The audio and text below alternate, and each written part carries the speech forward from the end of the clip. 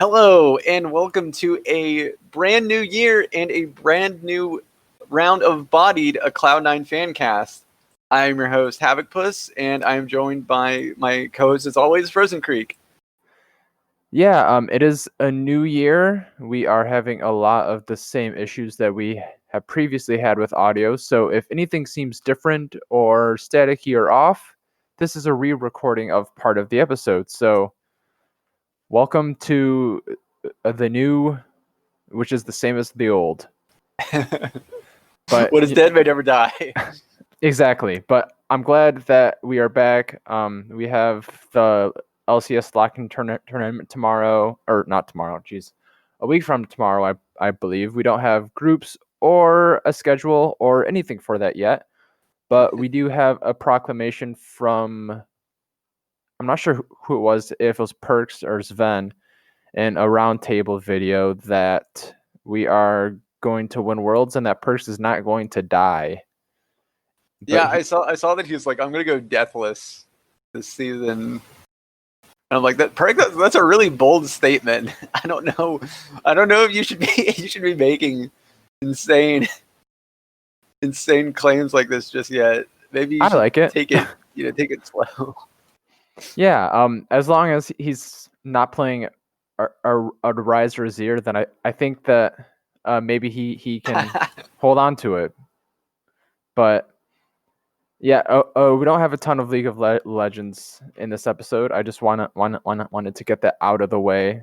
We do have a quick Uprising discussion later, so stay tuned for that. But we have some more pertinent issues to discuss. Yeah, there's actually been a lot of drama since we were doing our break, and the first one is a pretty interesting one, and it's that a couple Fortnite players actually got just sort of cut from Cloud9 despite having 3-year contracts. Everyone kind of noted how suddenly it was. You know, they were kind of complaining about it on Twitter. A couple other Fortnite players kind of chimed in saying some of the things that happened.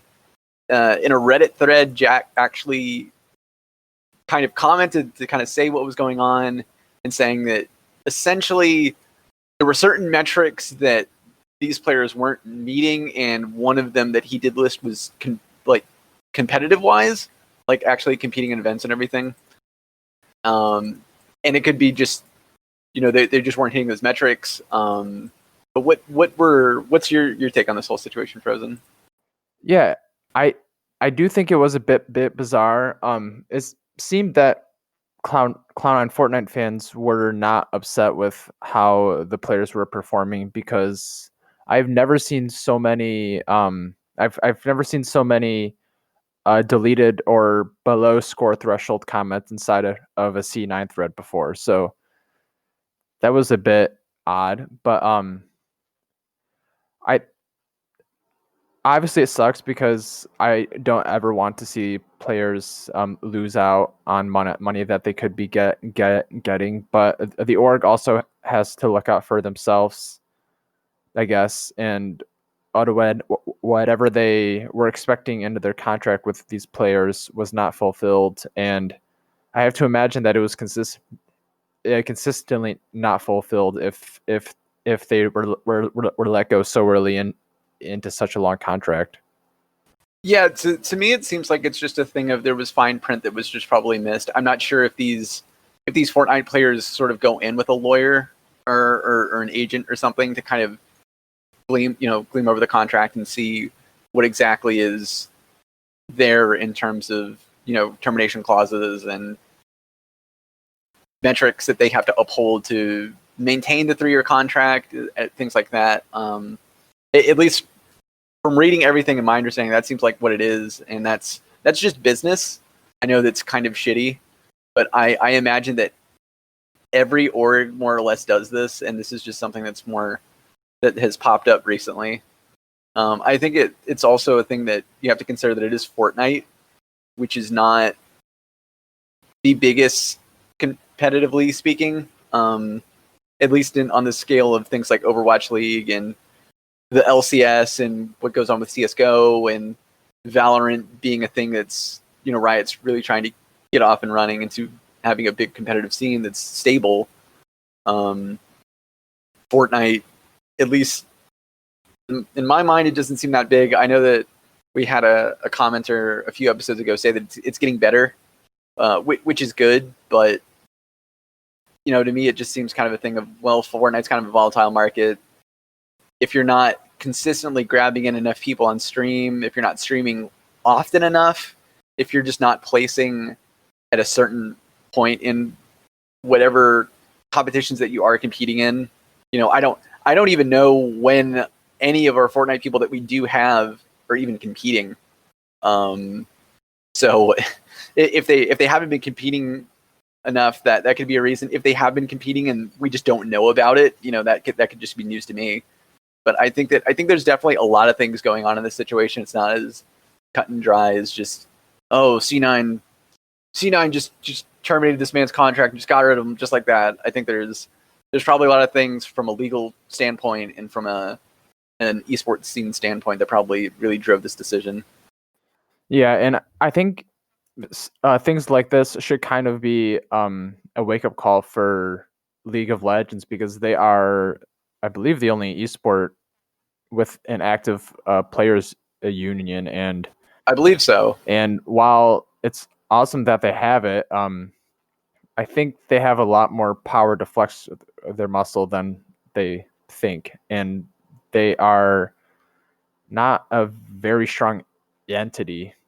And I think they need to do something, especially in the fact that people want a salary cap. So stuff like this is going to be important for player representatives in the future. I will also say that we probably will, as of now at least, we don't have the full story of what happened. We have Jack giving a small statement, and we have some very upset Fortnite players and some very upset fans. That's for sure. And no one is going to get the full story, at least now. So it sucks, but sometimes it is like that. Yeah, sometimes it do be like that. But if we get more on this story, we'll definitely talk about it. Hopefully things will calm down. Everyone will. I think everyone's already kind of forgotten about it because no one's talked about it since I think it originally happened. So I guess everyone's just kind of all over about it. But I think we can move on to our next big story, and that is the continued curse of the Cloud9 CS:GO team. So while we were away, Frozen, we have lost our head coach Kassad. He stepped down due to what he cited as sort of basically like creative differences between him and the team. So the team wanted to do things differently than he did. So he left. Woxic is reportedly being benched because he has some issue that I have no idea what it is. He left like a really cryptic sort of Instagram post. There's been no actual news about why he is like stepping aside and being benched, but he is being benched, and we're picking up Zeppa. Unfortunately, Zeppa does not op, so now we are having to have Alex, who is our IGL. He is now taking up the opping, and to get our coach slot filled out, we were taking Elma PD, who he used to be an assistant coach, but then he went and became the head coach of Genji, and now he is once again coaching under us as the new head coach. Yeah, I'm gonna make a quick theory. I think the reason that an operator should be able to be an IGL is because they have a scope on their gun, so they can look at things more intently. So I think maybe that's why. I can see that. I don't know how the CS:GO I'm rules... memeing, I promise. Okay. Oh yeah, I couldn't tell. You said not it so a serious prop, not a serious proposition. But since they can look closer in their gun, then they can see They can see things better. closer, ignoring the fact that if they can't see what's around them or watch the map as well. But that's beside the point. Yeah, I feel like the signing of Alma PD is a very Cloud9 move. He's a former assistant coach for Cloud9, as you said, and obviously Jack liked what he showed when he was here, because we have now not effectively promoted him, but we poached him from Gen G, and he's going to be coaching for our team now. I'm not quite sure how the geography is going to work out, because I don't know where he's located at. But I think it's an interesting signing. I mean, for the investment into our team, I think that we need to expect a little bit more from our coaches and from our players, and this is a good step to step up again. Yeah, I think that considering how much money we've sort of blown on this team, we definitely need to kind of get results. And Henry sort of has a lot of egg on his face, because he's, he spent like maybe like 2 months before we even started playing, just like hyping up this team to no end.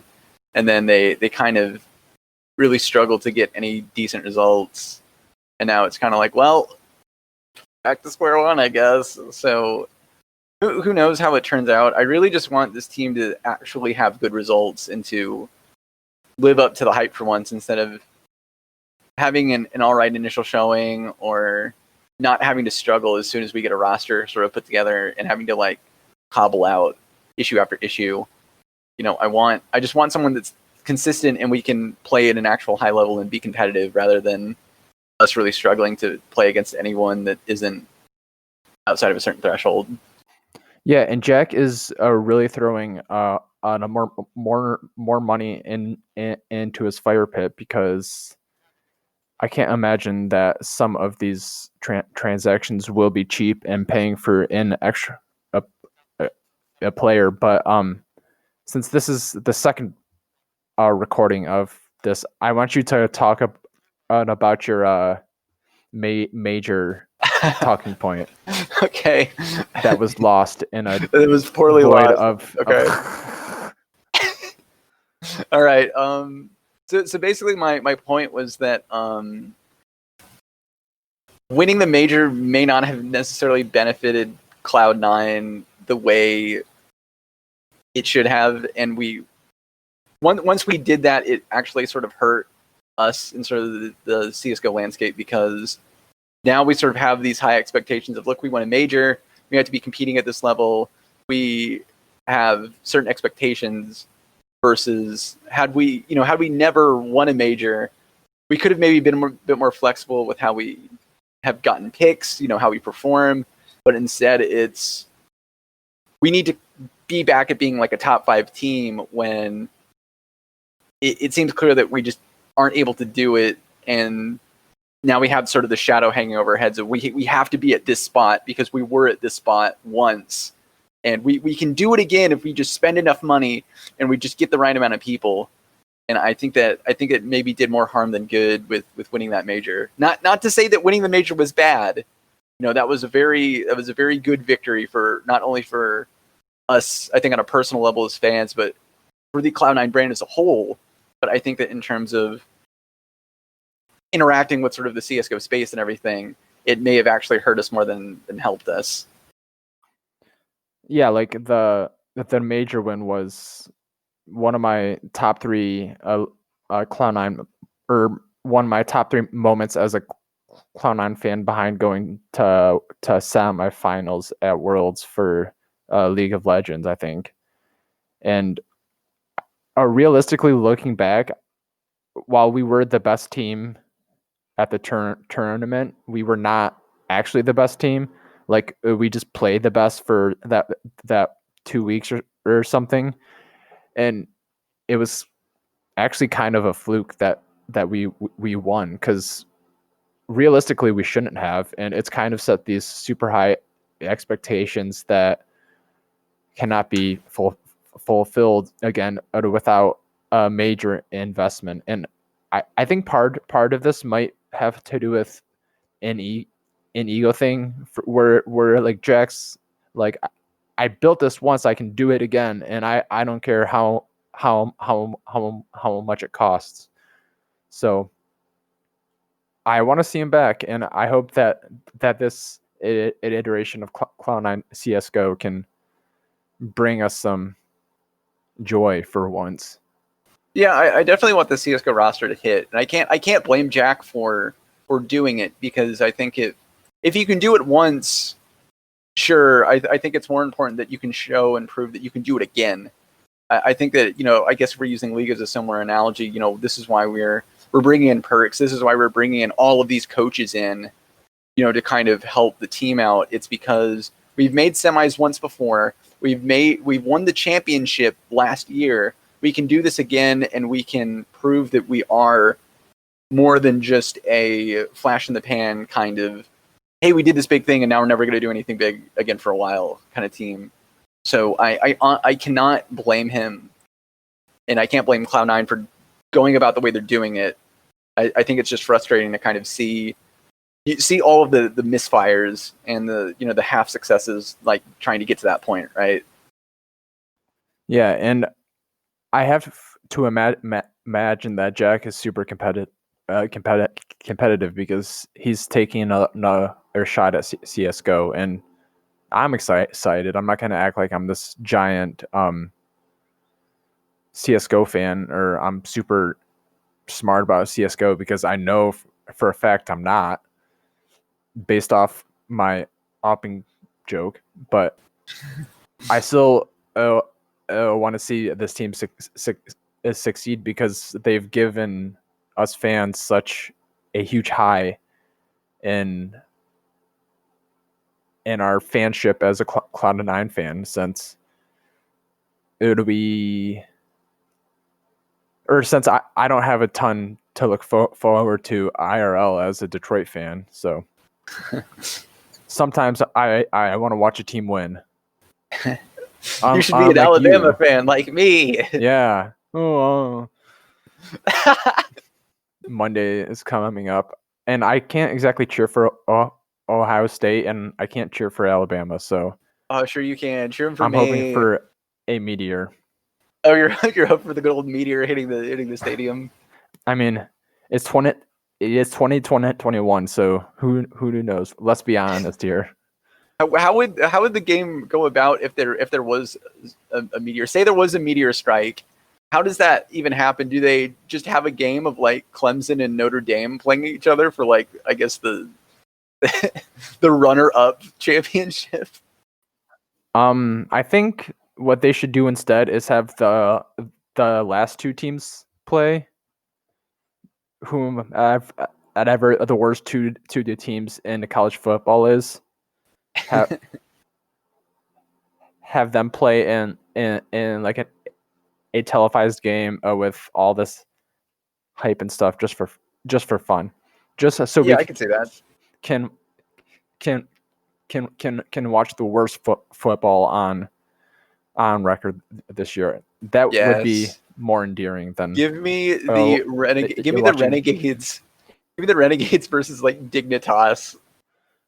Yeah, exactly.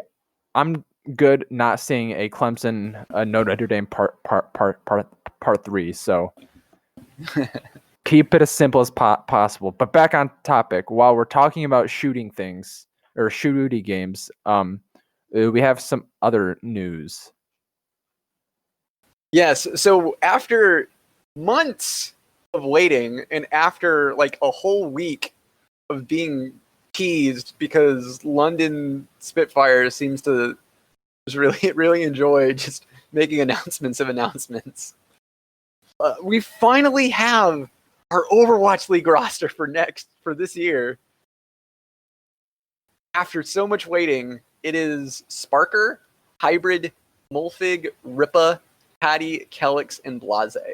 So essentially, it's pretty much the British Hurricane plus a few new faces in Hybrid and Blase. And I think Hybrid is stepping in because Sparker is not yet of age. So until Sparker, I think, hits that age mark, it's mostly going to be Hybrid and Blase playing in the DPS slots. And once Sparker turns whatever the league required age limit to participate in, he'll probably start getting slotted in and playing. This is essentially British Hurricanes. You have the core that has always performed well. I don't know how much you've watched of the Hurricanes, but you have Mulfig, Hattie, and Kellex, who they've always been great. I think you see so many highlights of, especially of Ripa on his Zenyatta, just killing people and making supports look like, making Zenyatta looking like an extra DPS slot essentially. And Hattie and Mulfig are a really great tank duo that actually seem to be in sync with the rest of the team. So hopefully we're not going to have synergy issues like we have for the past years for the Spitfire. Expectations are low, but I'm hoping at least we can actually have a team that is at least consistent, can at times wow us, and I think at least also produce some content, because ever since we've signed a Spitfire roster, it seems we really didn't create too much content and actually try to make a bridge between our Korean players and then the European, sort of British fan base. Yeah. I can't act like I know a lot about these guys, but I think that this kind of reignites some more interest in the Spitfire, because like they're actually like kind of like homegrown players in a way. Yeah. And as long as the Overwatch League can fix their streaming rights, then I think that this will bode well for viewership for London, even if they aren't a very good team. Just because I think that people will be hopeful that they can learn and grow as the year goes on. Yeah, I agree. I think also I think at least something to watch is that this is, for the most part, the majority of this roster is the British Hurricane roster that had one of the longest Overwatch contenders win streaks. They seldomly lost in contenders. And so I think there is an added sort of excitement factor in watching these guys play and seeing like, okay, well, how far can they go and how far can they push themselves, in trying to succeed, given their sort of their record in the tier 2 scene. When they go into Overwatch League, can they take some big wins off big opponents? Are they going to be able to, mix it up and do fairly decent, considering these are, for the most part, rookie players. Mulfig, Ripa, Hattie and Sparker, they've never played in Overwatch League. I don't think Hybrid has either. Kellex and Blase are the only two Overwatch League veterans. And Kellex actually was, I believe he was on Boston originally, but then he had to step down because I think he was maybe getting burnt out on the game and just wasn't performing super well. But now he played really well during on the Hurricanes, and now he's earned his way back into the league. So I think that's going to be an interesting narrative. Blase seems to be a DPS player that has something to prove, because people are saying that he was okay on the Houston Outlaws, but by no means sort of the star player. So a lot to prove. I think hopefully we can try and see actually some content being made, actually some excitement being generated for this roster, rather than just you cut a few promo videos and then we see nothing for the majority of the season. Yeah, that's a good point. And I mean, who knows at this point, but hopefully we'll be able to get some kind of homestand for them. And yeah, I would love to see at least a LAN being played, to have the boys in London or in Paris, or wherever, and you have a bunch of fans there in the Spitfire gear actually cheering them on. I think that would be super great, especially now with all the craziness of last year and having to sort of reorient essentially everything due to the plague. Now I believe that having a year under our belts, we can kind of say like, okay, we know what to kind of do. We can either make like a bubble or we can do something, and it can work. So I'm really excited actually to see how this team does, and I'm excited to watch Overwatch League again. Yeah, me too. I just hope they fix their viewing rights with Twitch. I'm more concerned. I'm more wanting them to just fix their production, because I remember Also that.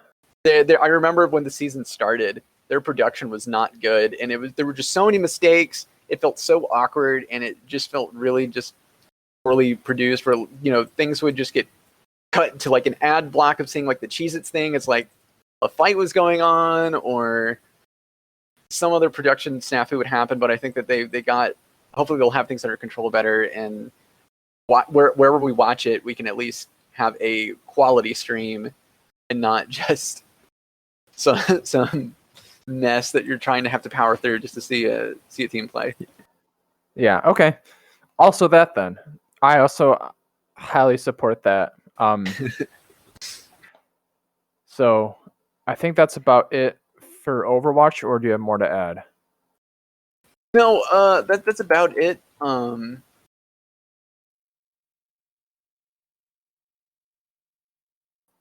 Oh, we also have the Cloud9 amateur team competing in Challenger Uprising, which you said begins January 9th, which is tomorrow, January 9th. or Saturday.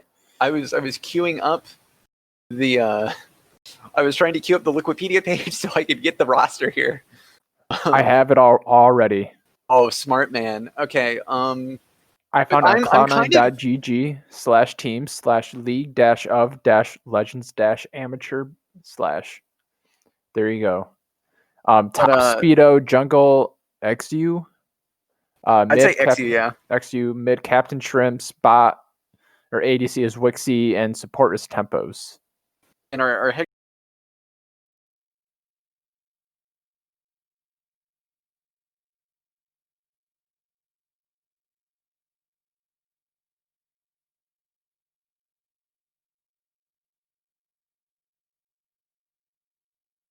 coach's tail. This is just great.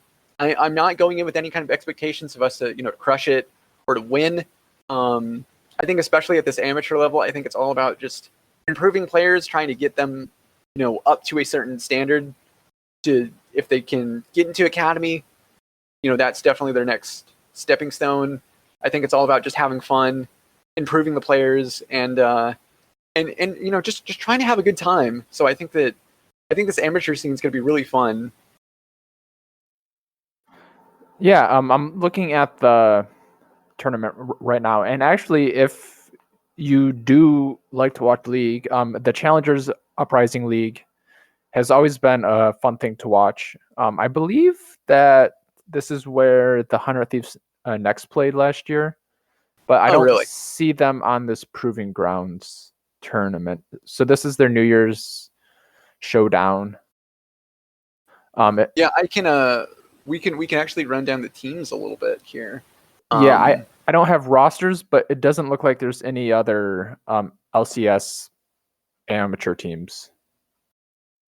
No, yeah, it seems that it's mostly the teams that are playing, and these are all amateur teams, but it's besides us, it's Super Sunshine Fruit Basket Warriors, our favorites, Supernova, a new Blaze, Mirage, not the Academy team, Conviction, and a new Rising, also a favorite. So, I think it's a pretty interesting, event. I think it's going to be really fun to watch. I think that just having a bunch of unknown players that people probably know little to nothing about, and to just have them play in kind of in a professional format like this is great. And I just want to have a good time. I really would enjoy more of these sort of like very low stakes kind of events. So I think this amateur scene that we're kind of getting into is going to be really beneficial for us on a lot of levels. Yeah, I'm actually trying to figure out who's onto these rosters, because I might just become a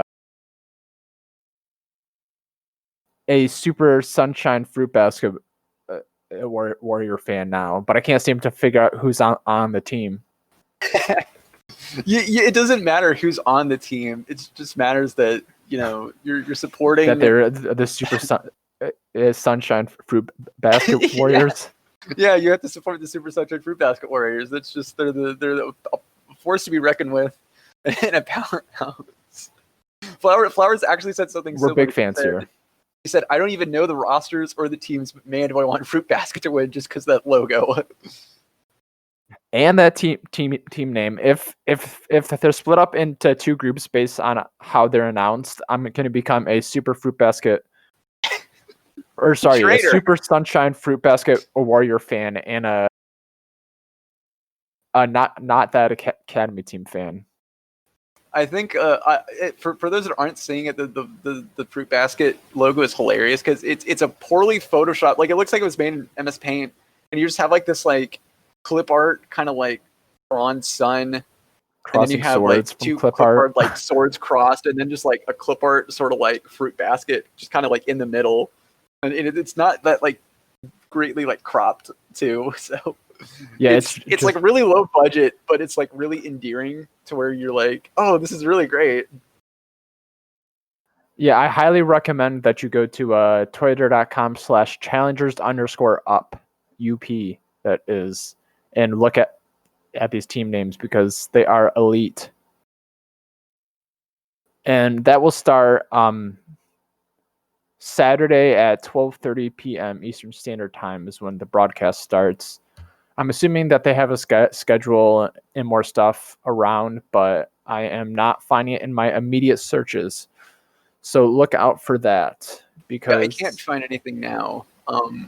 I assume that we'll probably get an announcement once it actually goes live. Yeah, and it would be hype. We'll see.